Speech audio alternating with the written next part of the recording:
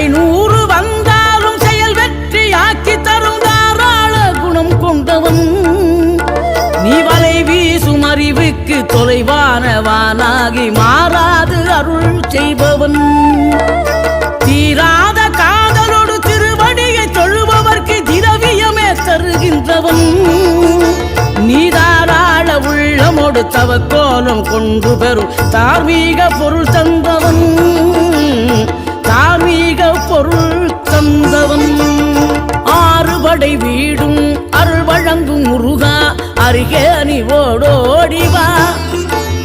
மூவிரண்டு முகம் ஜொலிக்க